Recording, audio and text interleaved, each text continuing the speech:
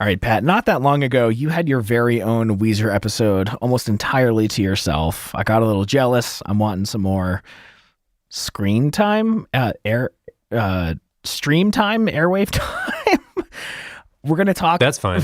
I would like to point out that I wasn't begging for that to happen. No. It was just always an option. The description on the episode made it seem like I was like sending threats to your in the mail, snail mail to you and stuff. But we were just both really busy that week. And I want the people who listen to the show to know that's all that was. You know, I was obviously not super prepared for it. It's not like I had been, it's like Googled a couple quick things. Anyway, I'm just saying like the narrative around it, I would like to be excluded from it. Well, I'm just going to pull it too swift here and exclude myself. Well, that's not how I remember it, so let's start the show. Oh, God.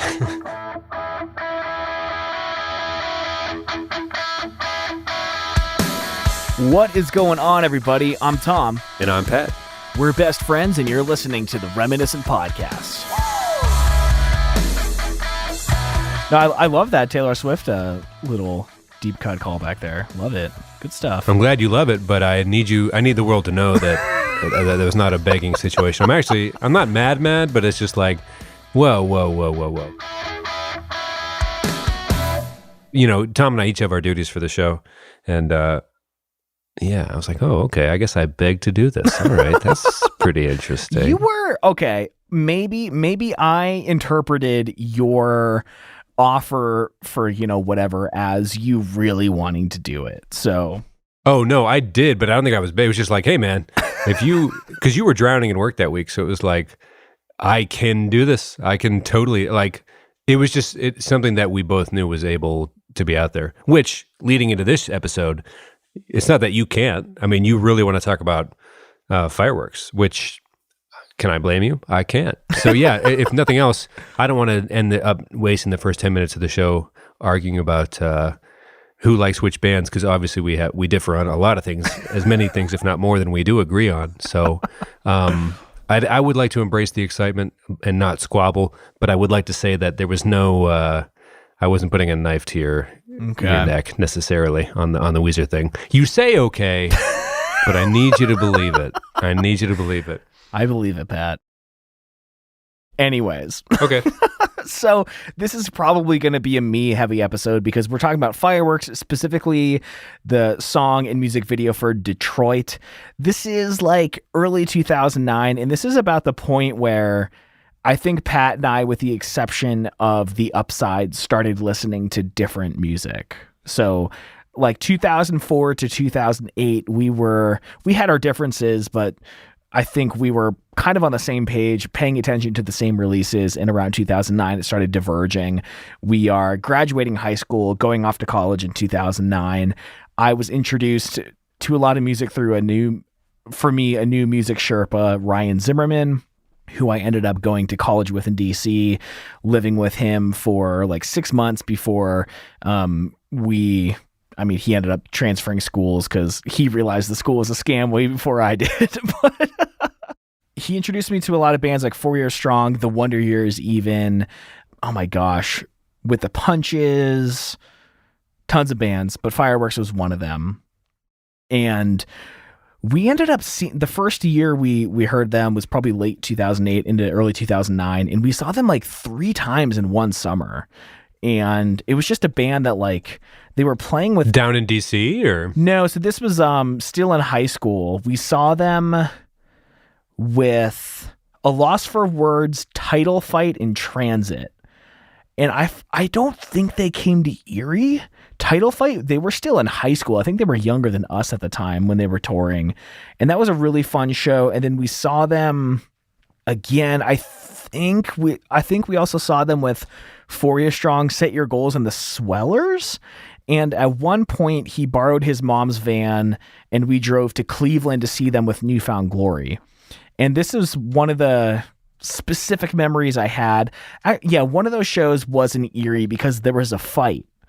And I remember the singer of Fireworks, they stopped the song and they're like, oh, wow, fucking tough guy starting a fight at a pop punk show. You're so tough, dude. Just like heckling him from the stage. And it was so funny to me because like fights they happen at hardcore shows all the time, but not the pop punk shows. Well, that's why we rarely go super history lesson on the show, but we talk about obviously Ian MacKaye a lot because you lived in DC for a while, and that's obviously where the roots of hardcore emo, whatever, we won't get too deep into it, but And straight edge, after a while, motherfucker. the slam dancing, the slam dancing stuff, he started to be like, okay, that's can't be what this is about. So yeah, it's funny that it transformed years later into people just openly heckling from the stage, like, cool, tough guy, dope, nice, good fight, cuss out, like, because yeah, after a while, it's like, it's not a expression of art. It becomes more of a muscle-based trying to injure each other thing. Yeah. Little tough. Yeah, a little tough. So we saw them like a few weeks later out of town, and they were on stage, and Ryan and I were like front row, and we were like, oh, you guys are so cool. We were at the show not long ago, and these two douchebags are fighting, and Ryan was like, we were there. That's from Erie. And they were like, oh my God, I remember you guys there. And like, nice. Yeah, it was just fun. The 3 times we saw them, Time was still drumming with them, and he would come out and talk. I mean, they all came out and talked with everyone, but he like remembered our names, which felt like incredible. So, we really like them because they wrote good music, super down to earth. And one of my favorite memories, we went to Cleveland to see Newfound Glory, and we got there like hella early, hours early, to be like up in the front, and Shai Hulud was supposed to play, which was like, I think Chad played in that band, and these two dudes said they traveled from like Kansas or some shit to see Shai Hulud. They're like, this is our favorite fucking band, dude. We've never seen them. We're so stoked. And they waited for hours, traveled like half a day, waited for hours before the door opened. Is that the craziest we've come so far to be here story you've ever heard about a show? Maybe only because Shai Hulud is such like I don't want to say like a nothing band, but like, at least in my perception anyway, not a big enough deal to travel like an entire day or half a day to see them. But these dudes, they were like probably in their 40s, Ryan and I are 17 or 18, and they were so hyped. And then right before the show started, the lights go down. They're like, we have an announcement. Shai Hulud will not be playing tonight. And I just heard this voice go, from like the crowd, which is like, that had to be that guy, Yeah. Oh, such a bummer. Anyway, lots of good memories with the band, and I just thought they wrote really incredible. I can't believe they recognized you. Yeah, I mean, we both looked pretty unique little scene boys at the time, so maybe it wasn't you had too hard to pick out. little scene boyness to you. I can see that, little scene boy. So, to me, like, if we talk about like, you mentioned Chad, what was up there? They knew him. Chad from Newfound Glory. He produced this record. All I have to offer is my own confusion, which is a Jack Kerouac quote. And yeah, Chad produced a lot of good bands, so naturally they got on the NFG bill. So you've reached my first question for the whole episode. Uh-huh. I have 3 prepared because I would like to chime in at here and there. Question 1 of this episode. Is Chad the rose-colored boy? We don't have to spend a ton of time on this, but I wanted to ask it because I know Chad would come up. I don't know the lyrics of that song. Yeah. Basically, she's you got to weather the storm and hang out. It'll be cool. Just let me cry sometimes type thing. It seems like a New Flame type song, but there was a tweet that surfaced earlier where somebody screenshotted him saying like, yeah, I love her new music. Like, I love Rose Colored Boy, like a few years back when in theory they were still together, I suppose. But there's no way he's the Rose Colored Boy, right? I think that's my point. Like, it would have been written around the time they should have been still together. So Hearts are breaking, anyway. Wars are raging on. And I have taken my glasses off. You got me nervous because I'm right at the end of my rope. A half-empty girl. Don't make me laugh. I'll choke. Yikes. But I guess he was kind of an asshole. I mean, from what I hear from our Paramore Well, it's a really fans. happy song. Like, Rose Colored Boy is supposed to be this like New Flame thing where he's like this all happy-go-lucky guy. But I always laugh when people like Jeremy tweet us and they're like, yo, Chad, I didn't know he's big as like, he's just a large guy. I have no idea. Like, people side with Haley a lot, but I'm like, Chad being such a dynamic producer, I guess, at least on this mid-level, can I say mid-level without being disrespectful? Sure. But like this, coming up punk scene, I guess, on the up and coming, I should say. I didn't realize he was really tapping into some of that stuff. Well, yeah, I mean, saying mid-level, that actually is a point that I wanted to make. And I know other people have kind of been on Twitter lately because Fireworks recently got back together, but There were a lot of people who were like screaming for justice for the work that Fireworks did, and they never quite blew up. So like in terms of the genre, like I feel like Fireworks is like a deep cut of the pop punk genre, and they definitely had their fans, but they never like, they toured with the Wonder Years, and that super nasally voice in All My Friends Are in Bar Bands that you talked about on the Upsides episode, that's David, the singer of Fireworks. So like they were present in the scene. They were making big moves. They never had the headlining tour. Honestly, I think their music was good enough, especially like some of the songs in gospel even really ripped. But anyways, I know I'm getting super self-indulgent, but no, that's what this episode's for. I'll lay my second question that I have on for you. Ding, ding, ding. Are you ready for this? Oh yeah. Well, after listening to the song a few times this week in preparation for this episode, does the chorus fit this song? Could it part B? Yeah. Does their songwriting ability keep them from that headlining pop punk tour? Like, is there a reason they weren't more famous? Because it seemed like they had the momentum, they had the energy, they had so much showmanship. Right. They were with the Wonder Years, they were in the scene, they were in the vibe. My question is this: is the chorus out of place for the song in general? Can energy only get you so far, or am I misreading how you interpret what this band represents? Well, again, I'm not the lyrics master, but these really hit me. For the chorus, you're talking about the woes, you don't need maps, right? Yes. And what do you think it's lacking? Like lyrical content? I just think it's like the wrong puzzle piece. I think it's a really good chorus. I just think they say, whoa, oh, sing a thing, and go back to this other beautiful song where the verses are nice, the instrumental stuff is nice, but then it kind of tails off at the end. It's kind of this meandering little journey with a couple or three choruses that is a really fun whoa, pop punk chorus. I just am curious, like, I wonder if they're early in their career figuring out songwriting or something, because there's a lot of great elements here. It's so fun. It's so great. But I wasn't sure if this is a great song. That was my first question, approaching them in hindsight now as a fresh ear. So when we get to the bridge, I mean, we're jumping way ahead, but when we get to the bridge of "We pray for the worst things," it used to be beeped, but making presidential threats. I get you on the meandering aspect of the song. There's different energies flowing in and out. The chorus seems like a sudden departure. Still has some of the similar like guitar themes and whatnot. I don't know, man. I mean, the venues exploded when they played this song. Well, yeah, I mean, it would be hard not to. I mean, Yeah. we're pretty soon off of our Adam Schlesinger episode, and maybe I'm just too high on listening to Fountains of Wayne stuff now that we've been talking about him so much recently. Rest in peace, of course.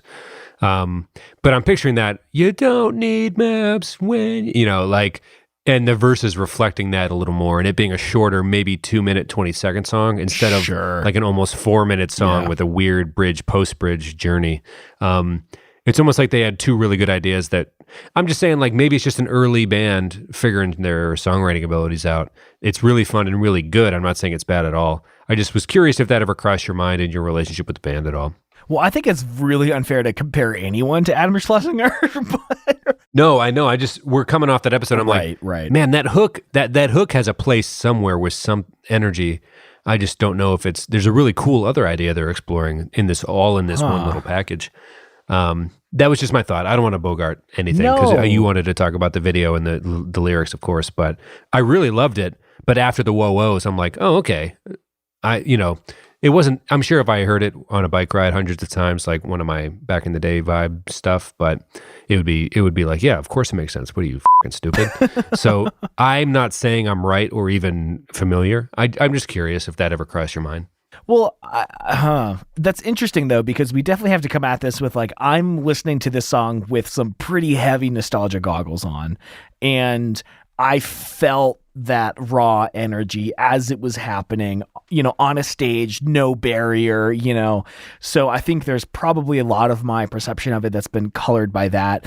But I mean, if we are comparing this to like a pop formula, Adam Schlesinger just like going for a top 40 hit, this doesn't have that. So I think it's really fair of you to say that. I mean, I guess like if we're looking at this compared to, God forbid, 1985 by Bowling for Soup or something, Or no, even compare it to Wonder Years. I mean, it seemed like they had songs that, okay, this is the ukulele song. This is the, the 1 minute, 10-second punk explosion song. I just like, if this is their big, well, let me ask you this. Is this their big hit?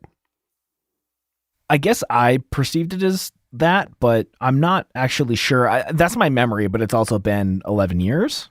So right. Well, I mean, if the venues you were touring with them, it's seemingly watching them. So that's what I'm saying. Like, it seemed like people used to go nuts for it. So, I mean, it's such a relatable chord. I love it so much. It's almost like I don't want to ruin it with my bullshit because I don't know it, and I shouldn't even be taking charge of this episode like this. But I think what I'm trying to say is like, I wonder if there are 2 songs here. I think that's really what I'm trying to say. Like, I wonder if they could have had 2 really cool songs out of this idea because they had so much energy. The video's so fun. The song itself works and is good. I'm not even saying it's a bad song. I'm just like, man, there's so much creative energy hidden in this little package. There's a lot going for them. No, it's interesting. I kind of just want to explore that more. I don't know what else I really have to say, but I feel like there's probably a good case study in why Fireworks didn't become Wonder Years level. And I'm sure it's just, they had this more bombastic, through standard format to the wind, well, the rest, anything non-chorus is so beautiful and there's some stuff there.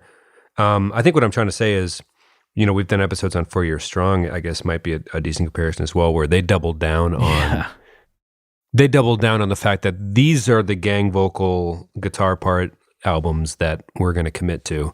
And they had so much going on and all of it was good and fun. It's like, man, I want you to expand on all of this. And, maybe again, I'm not familiar with their catalog, so I shouldn't even be speaking to any of these things, but that was my thing. It's like, wow, there's some talent here. Again, what I'm trying to do is compliment the band. I just want, the roots of this are if you had those thoughts when you first heard them at all. That's my only real question. I don't know. I think I just loved the raw energy.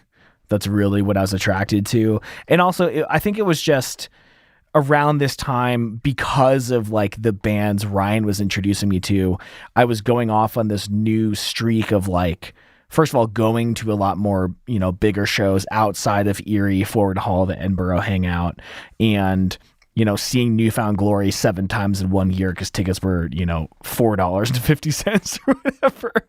But it was a really formative time for me, and I think they might have just hit at the right time to be one of the bands I look back on really fondly. But yeah, they just never really got to that critical mass, I guess.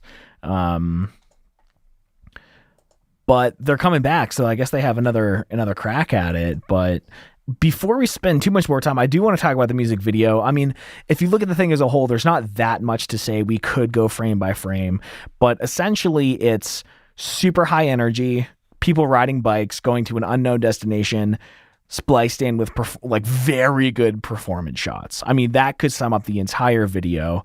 But well, let's not rush this. Oh no, I mean, they are breathing crazy. Yeah. They're breathing real fog. So it's freezing. Are they from Detroit? Am I allowed to ask that? I don't know how much of a tourist I'm allowed to be here. Because again, I'm not familiar with them. So they're from Detroit. They're on the Great Lakes like we are, or Lake Erie specifically like we are. Yeah, I'm assuming it's freezing based on the breath they're breathing in that video. And you and I both talked about this in the pre-show. It was raining for real? ? I think it had to have been. I don't know if they would have a water budget for this shoot. You know what I mean? Like with the sprinklers and stuff. But also, it reminded me. Oh, just real quick, it reminded me of the Fall Out Boy Grand Theft Auto music video where they're just like freezing in the Chicago winter next to this barn. Like, if they were more famous, they wouldn't have frozen their cojones off like that in the middle of the evening. You know what I mean? Like, it's like, yeah, they're out there breathing in the cold rain. Like, I guess that's when they asked all their friends to be there or something, because it was like, it seemed pretty, but it made it look so much better. Oh yeah, it looked awesome because it was like, dark, kind of foggy with their breath, rain coming down, shooting up into the lights. It was a tennis court, basketball court, couldn't quite tell. Yeah, something city, municipal complex. Sure. But I mean, 2000. When anyone thinks of me from 2010 or anyone knew me from then, I could probably be defined by my bicycle. So clearly this song in this video was written specifically for me. They had me in mind when they with every frame. I that even they filmed. texted you that. So I was new to all of this, and I texted you, earlier this week before we recorded. I was like, they didn't did they know you personally? Is this for you? You know what I mean? Like, because there's so many elements of it that are like, oh God, this is a Tom song 10 times over. Right. And especially as we get deeper into like the lyrical content and whatnot, the themes of it. But, the video opens up on 5, 6, 7, 8 guys riding their bike in the middle of the street in traffic, headbanging, singing the out of this song. Like, no time to warm up. You are in it. We are here. We're doing the damn thing. And it just like explodes open with the woes. And then it, quickly goes to the performance shots to just establish the back and forth. And, speaking of the budget, like they didn't have the rain budget, but also my other thought was like, do they have the budget to replace all their instruments now that they're waterlogged from this rain? Like, Hey, I mean, do you buy a couple burners or, cheapest, whatever you can find? I mean, there are those types of yard sales where people are just like, just take my guitar. It doesn't even have strings or the fretboard is all, like, it's weird going to like, Jessie really loves antique malls, and it's one of the things we do on Saturdays every once in a while because she really likes it. And I'll look at the guitars every once in a while, and it'll be like $300 for some really, really flawed acoustic, which again might be a classic. I'd have to look it up. I'm sure it's priced based on standard flea market, whatever. But I'm like, oh God, why? You know what I mean? Like, anyway, it's just, I'm sure they found some trash ones to trash because, oh, that would be so awful for an up and coming band, right? To have to redo all your, like, when we were a band, we bought a bass amp with our t-shirt money, which was a bad purchase because I was such an awful bass player. Like, why would you accent your band's weakness? But sorry, workshopping jokes here. That one didn't land because it hit too close to home, it sounds like. Plus, where did that amp end up? None of us know. I think the school confiscated it or something. But yeah, no, that'd be a tough thing if it. Yeah, exactly. I think that's probably why you didn't laugh, because you're like, I don't know, that's $400 we're never going to see again. But like, against all odds, the t-shirts actually sold. It's like, oh, what should we spend it on? I should have been like, don't, guys, don't. Buy some pedals. Damn it, no, please, just let me not be heard on this Marshall 12-inch or whatever. But anyway, yes, yeah, getting your instruments would be awful. In terms of how accurate is the headbanging on your bike while listening to music riding thing for you? Just as a bike rider, listener of music, man, this made for you. Just talk to me about every part of it. Like, is this your life? Okay, so I actually have a very specific memory that I didn't know I had until I was watching this video. Those are my favorite kind of memories. I talk a lot about how 8th grade was so incredible, and all the friends I made, the genuine connections, but it took like maybe a month, maybe even 2 to really integrate with that place. I didn't really know anybody. And the first people that, like, I guess, took a chance on becoming my friend were the, I guess, the sketchier crowd. I'm not really sure why, but I remember... DC, dude, hardcore. I remember riding my bike to school, and I just happened to be riding with these other kids who were like in a similar neighborhood. I didn't really know them that well, but I kind of felt like... Do you know who they were? I don't. I think they were I think they might have been freshmen when, we were in 8th grade. I didn't really know them, but for a second there, I thought you were going to be like, they were in a legitimate gang. They were in the... I was like, oh, just kidding. They were in our school. They were children. I actually... Can you bleep the gang name afterward? Because for humor, I wanted to make you laugh, but I don't want to, be specific about it. Anyway, Thank you. I just felt like, oh, they kind of like me because we're riding bikes together, and they were not actively bullying me, so I felt like I was on the right track. And they wanted me to do this thing where it was kind of like if you headbang, but each time your head goes down, you turn your head to the right and you lift it up, and you turn your head to the left and you do that. And they were trying to be like, oh, can you do this thing, that like... Was it Andy Huck? I don't know. He used to do this thing where I forget if this was before or after he ran away and ended up back at school the next day. It was honestly a thrilling 24 hours in sixth grade history. I'm glad he's okay. Just one of the best, funniest, nicest dudes ever. But we were riding bikes somewhere one day, and he was like, "Can you stay upright on your bike if you headbang and like shake your head as if you're going like, you know what I mean?" So he was like, "Can you continue riding while doing?" And I was like, "I don't know. What a weird idea." Oh my gosh. And I did that, and I fell over immediately. I was like, "Oh my God, I can't." It was like a weird balance experiment. That's what they did to me. Right. But and I saw in your notes that it was bullying, and I was curious if this was that thing, because I'm sure Wesleyville and Lawrence Park are only so big. I'm sure he heard it from the same, 1 degree of separation or whatever, but he didn't present it to me as a bullying thing. It was more just like, isn't that wild? It's just kind of like people like the pass out game or the erase the skin off your arm game, or all those weird junior high dumb things that pass on. It's like, isn't it so cool? You fall over immediately. Like he sold it as a stupid thing. Well, when I fell over, they all laughed and ran off. Oh, okay. That was more of a psychological warfare. Because Andy was like, "Oh my God, I fell too," and he helped me up, and we just talked about it. Like it was like a much friendlier vibe. I'm sorry you had to experience. So these other guys in my neighborhood, they came up once, and they were much older. They were kind of the quote unquote druggies or whatever. I was still too young to really have a full grasp, but they're like, "Hey, you want a Pop-Tart?" And it was me and a kid named Dave, and I was just psyched because we were hanging, but we ran into them. I was like, oh God. Anyway, we were with one of our friends, TJ, who was kind of one of the quote unquote, I guess, in Toy Story, there's the kid Sid, or the Sid who he'd run with. TJ was in touch with the Sid-like folk. But he was like, "No, come on, guys. They don't want a Pop-Tart."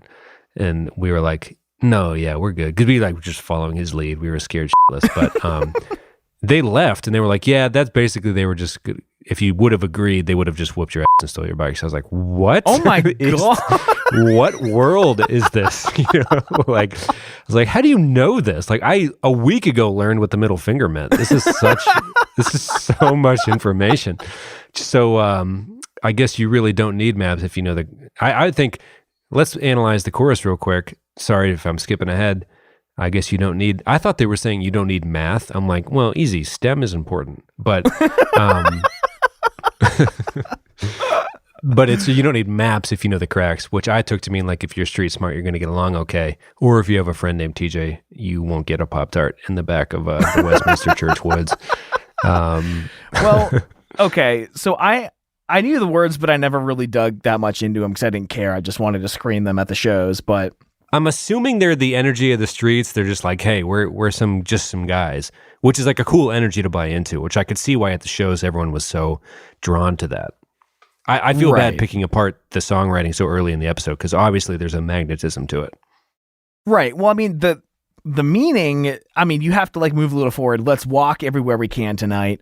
It's dark, but I tend to see more clearly in this light. So like the whole thing is, this dude walks a lot. There's a lot of anxiety. There's a lot of anger, being too angry at the age of 16. He's walked these roads at night trying to deal with his anger, his depression, frustration so much that he knows where every single crack in the pavement is. So he's like, not only do I not need a map to know where I'm going, I can draw from memory every crack in the pavement. I've done this so many times.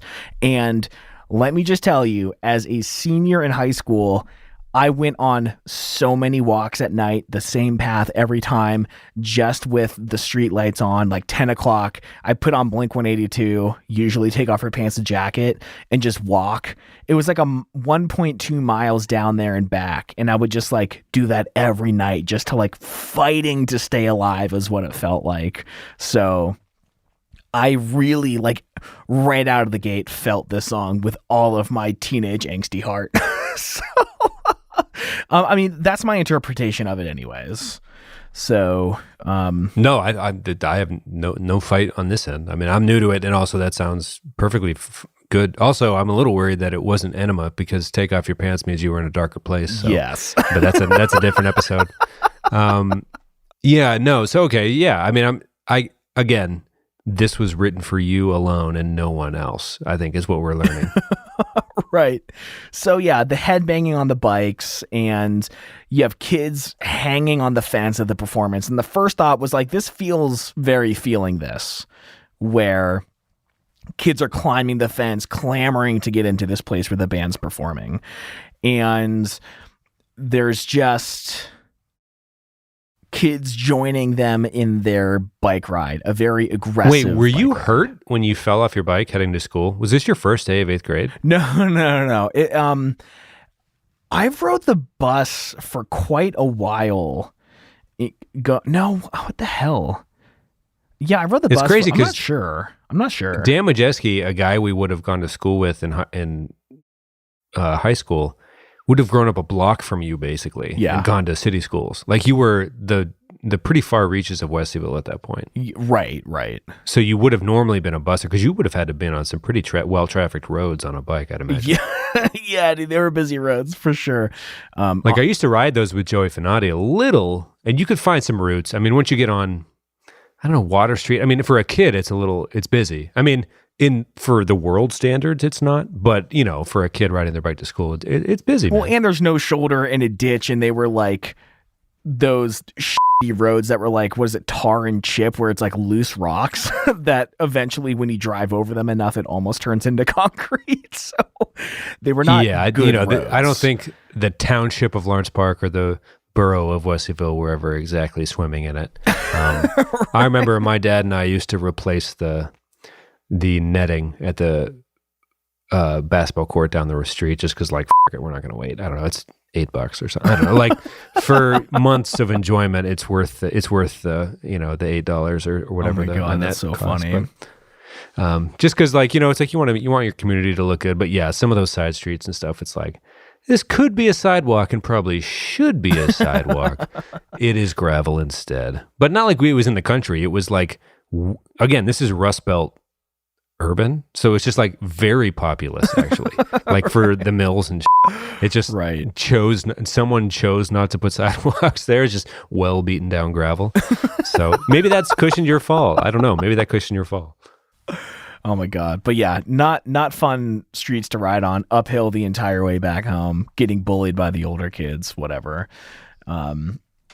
But in the video, everyone seems to be having a super good time. There's my favorite shot is when two dudes just come out of the water holding their bikes and just join this ride. And again, this music video was directed, shot, edited, especially for me, because in 2009, 2010, I got really into the bike scene in DC, and we would do Critical Mass, where like 300 people on bikes would just take over the entire street first Friday of the month, go through the red lights, make the cars wait. And it kind of turned into that thing where, like, you'd be riding, west on M Street, and someone riding east would see the group and be like, what is this? And it's like, join us. And they would just like hop on and start riding with us. And like, over time, the ride would grow and grow and grow.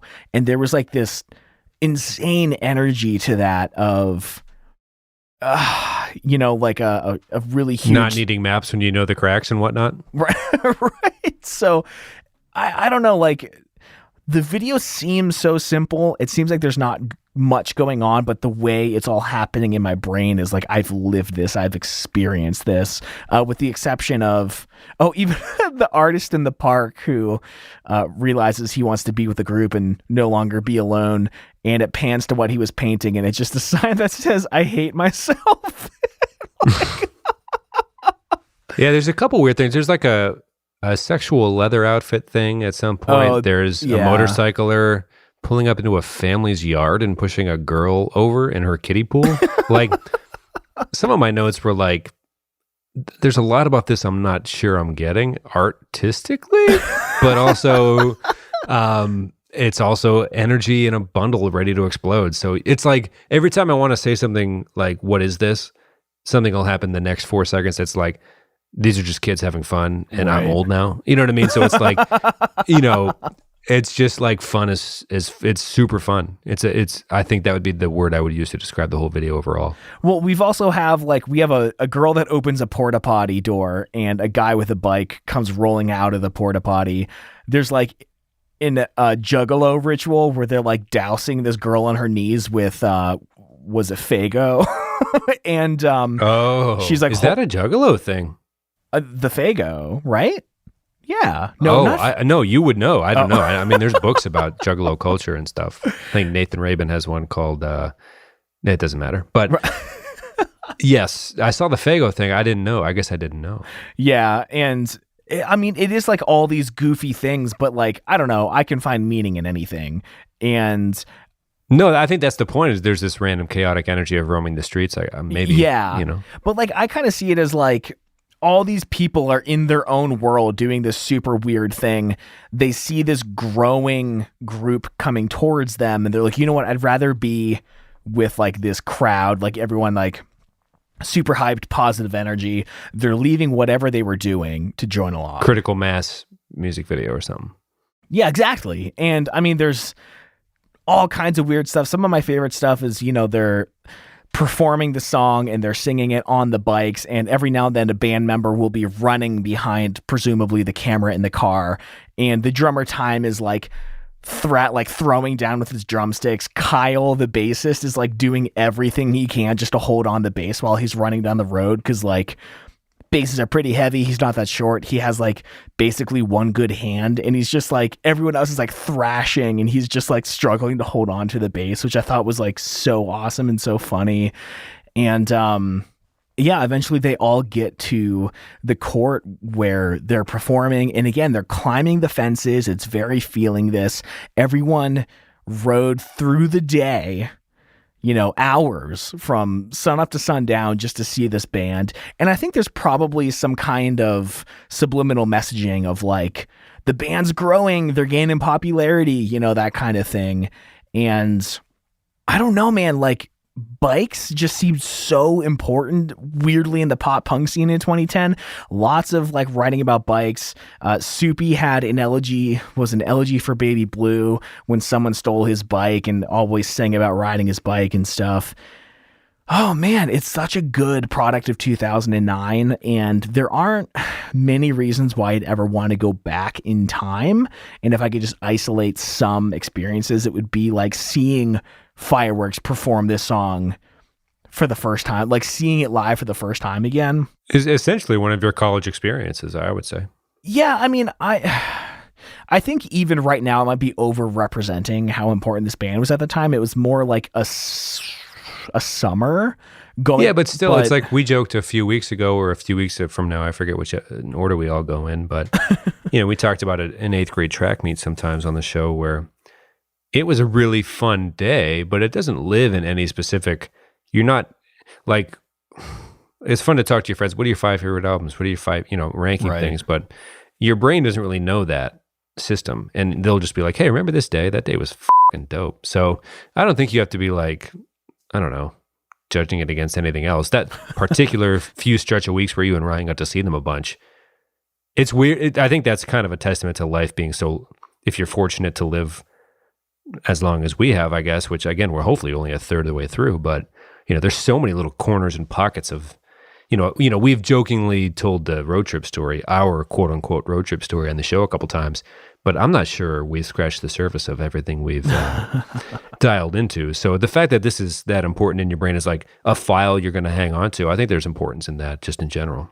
And it was one of those things where I don't even know how this song came into my head. It was like a few days ago, I was like making coffee and I was like, oh, Fireworks was a band that was sick. I wonder if that was before 2010. But I want to get into some of the lyrics, you know, reading them right in front of me. You ready for my third question? Oh, yeah. Ding, ding, ding, ding, ding. No, I'm adding in my own dings so you don't have to edit in club horns to keep the editing easier. Thank you. Do bikes go faster at 3 a.m. as a biker? Yeah. To quote the song. Whoa. Okay. So I think this might actually be the reason why I wanted to present the song to you, because you've used how fast you can ride a bike as a, no pun intended, a vehicle for the intensity of a song. And it started with, I think, the 4 Year Strong episode. You're like, breaking land speed records, never ridden a bike this fast in my life. I blink my eyes, I'm through the entire city of Erie. And yeah, Say Anything and 4 Year Strong were my senior year of high school bike riding albums.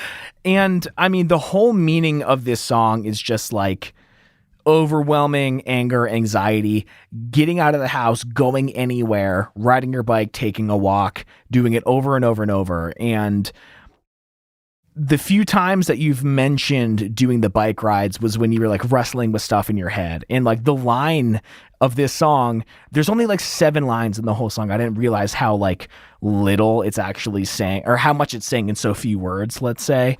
But the line, "We were overthinking again, bikes ride faster at 3 a.m." And I don't know, That's man. the show. Thanks for listening, everybody. That's all of it. That's the only thing we ever... But for real, though, it eerily... Yeah, I mean, that's, I think, a common human, right? Yeah, I mean, because I, especially, which would have been my freshman year of college, tons of anxiety. I really struggled with my first year of college, mainly because I was straight edge in a new city, didn't know anyone. Everyone was just trying to party, yada, yada. But I bought a bike, started building it.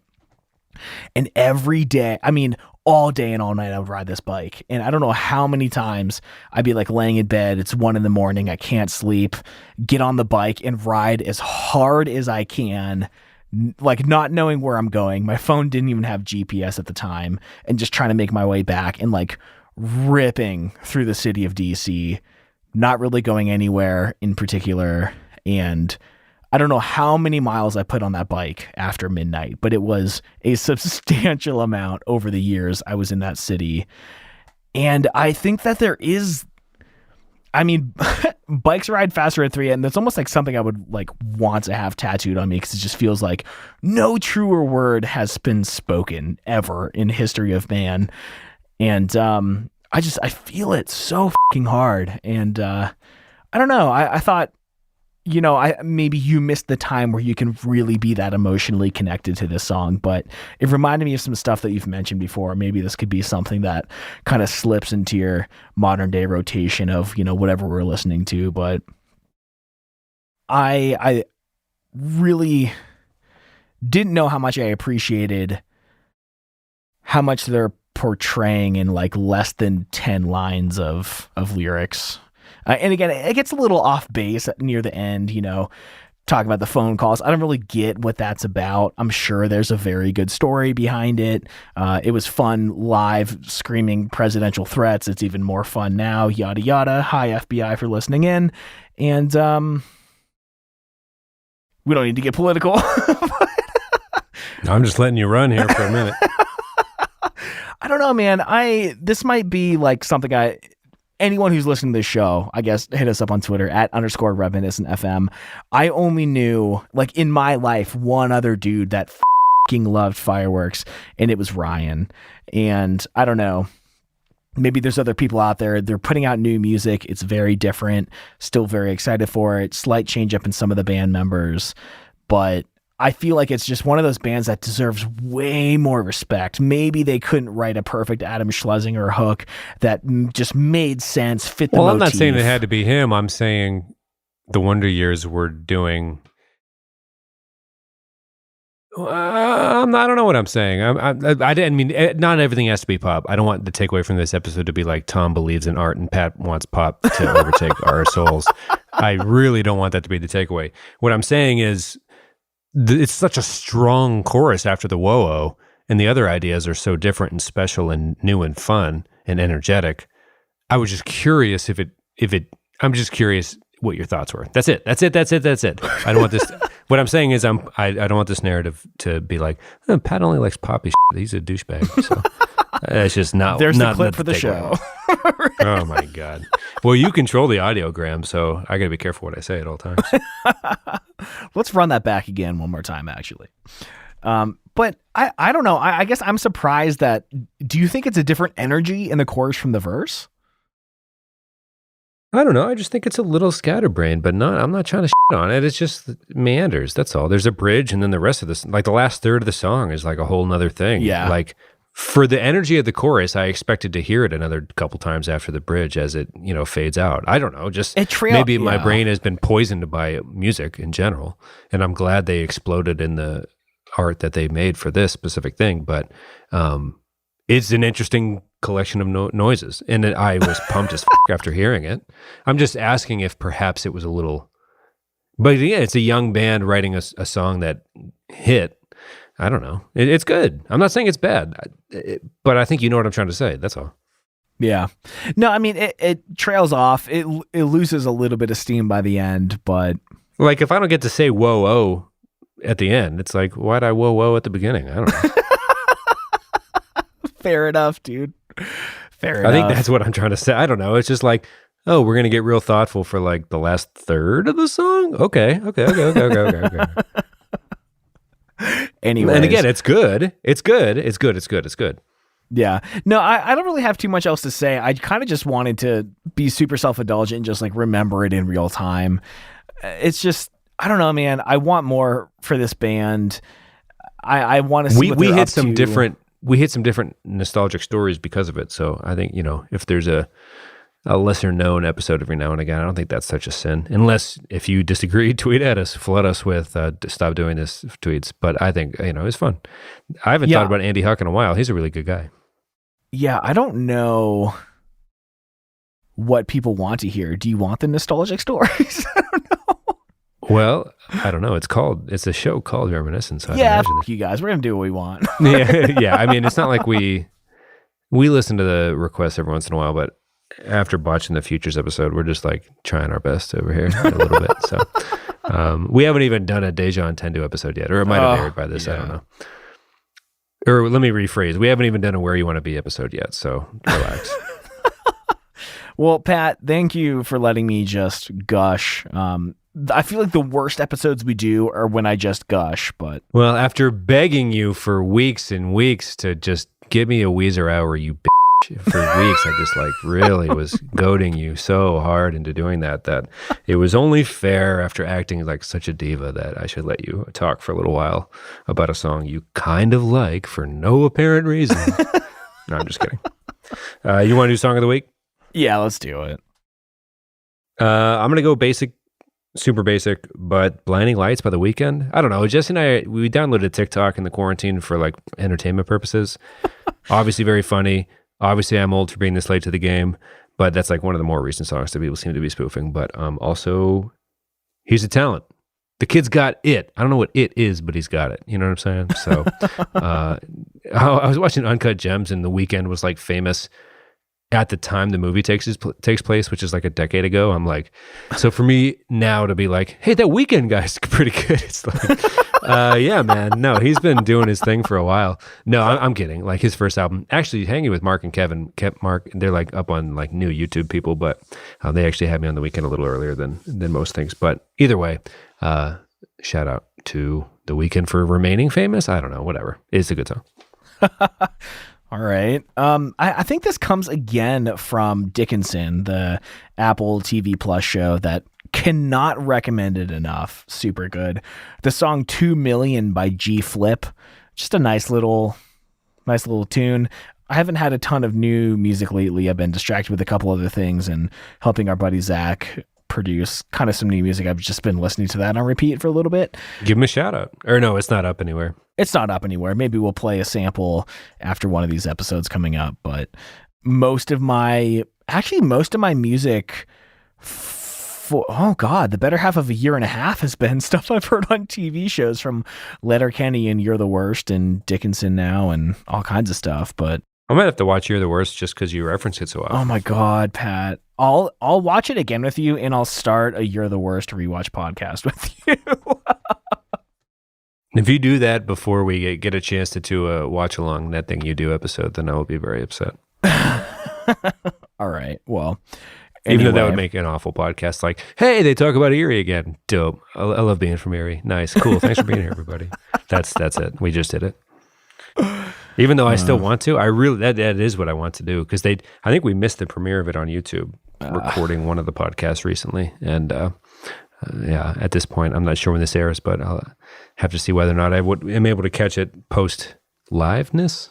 Man, I'm losing it. Anyway, we should wrap this up. All right, to the post show. I love you, man, and love you too, buddy. Talk to you in 2 seconds. Bye.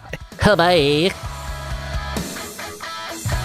Hey everybody, thank you so much for being here as always. It was really fun to explore one of these, I guess, to the show kind of newer songs, 2009 era. This is such an important band to me at the time, and I'm starting to fall in love with them all over again. Hit us up on Twitter at _reminiscentfm. Let us know if you have any awesome Fireworks memories, if you caught them on tour, first time you heard them, whatever. And head over to the post show on Patreon, patreon.com/reminiscent. We'll talk to you all next week, and we love you all. Bye, everyone.